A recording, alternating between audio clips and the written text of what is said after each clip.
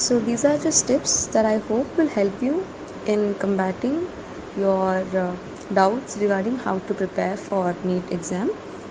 We are from Rank 1 Academy, Arumbakam, Best NEET IIT and other school subjects coaching institute in Chennai.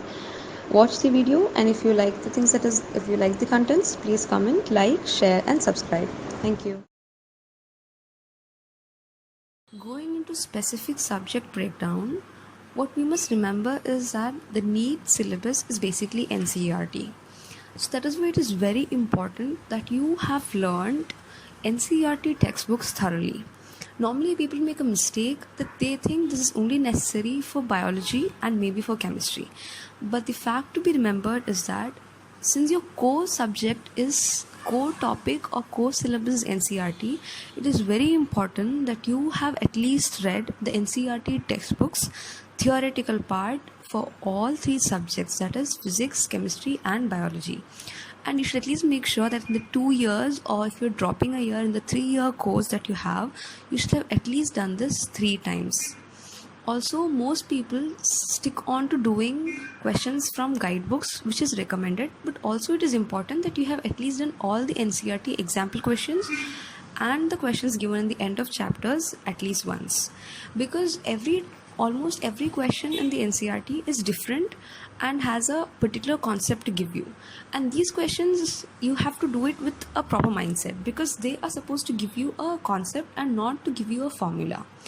The thing about entrance exams is you have 3 things most importantly. One is they check your concept. Second is you have to be fast. That is, you have to be able to, the main thing about the entrance exam is that in a board exam, it is your theory that is tested, it is your concept. But in entrance exam, the point is that it's not just your concept, but it is your ability to apply that concept in the fastest time possible. So because of this, formulas are very important when it comes to entrance exams. But also going completely with formulas is also not a very good option.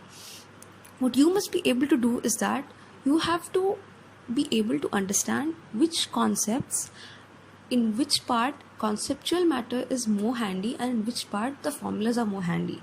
There are some questions in which direct application of formulas will always help. So in those questions, unnecessarily spending time on conceptualizing that is not necessary. Whereas there are certain chapters, example, especially when it comes to laws of motion, yes, you have to learn all the formulas, but you also have to understand the concepts very well. Because if you make a mistake in taking a direction of friction or force, everything can change. Every formula, every sign will change, will give you a different answer. So concept or understanding of the elements of physics in those chapters is very important. Also, theoretical part is very important when it comes to the last chapters of both your 11th and 12th physics, that is thermodynamics, kinetic theory, waves, oscillations. In these chapters, theoretical part has a very important role. Sometimes you also end up getting only theoretical questions from these chapters, so it is very important that you pay attention to this.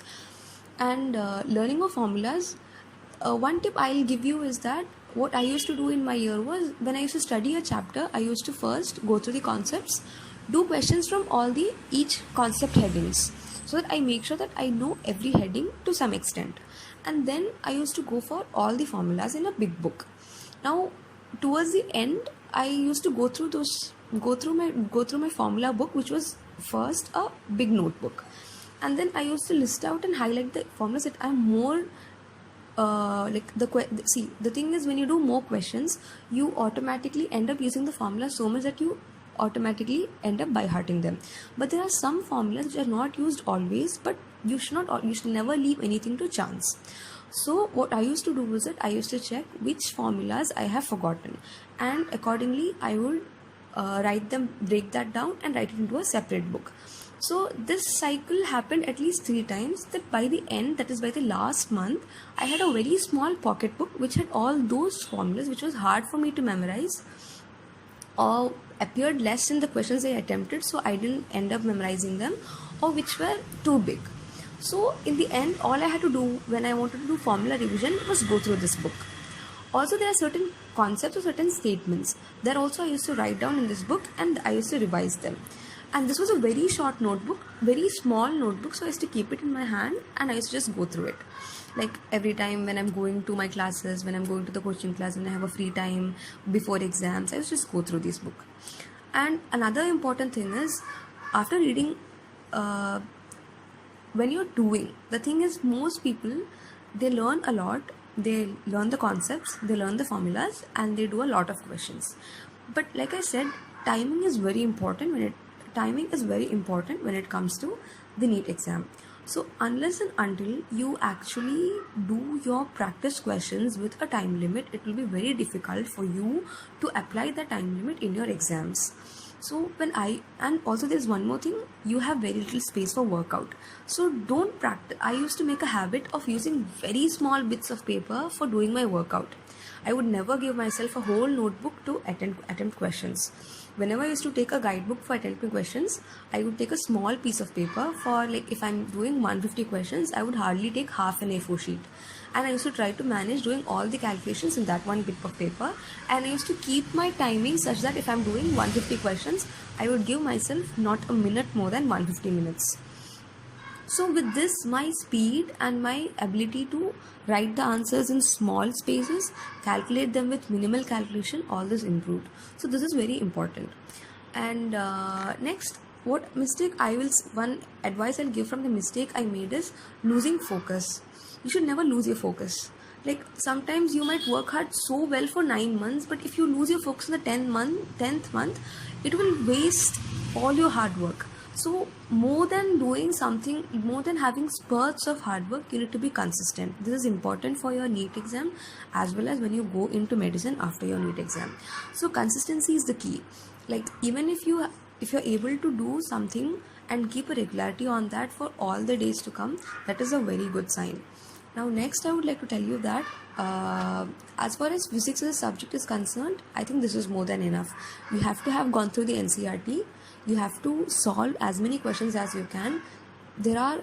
People might think physics has no concepts, but it is important that you you pay attention to some theoretical facts. Also, always have a handy book with formulas, because it's not about understanding the concept and sitting in the exam hall and thinking with what concept I can solve this question. It is how fast I can solve this question. So formulas are very important. Having a formula book, solving as many questions as you can, setting a time limit, and making sure that you don't use too much space for calculations. And one ignored fact is NCERT textbook. Normally people don't read NCERT textbook physics, but I'm advising you that you should at least read it once.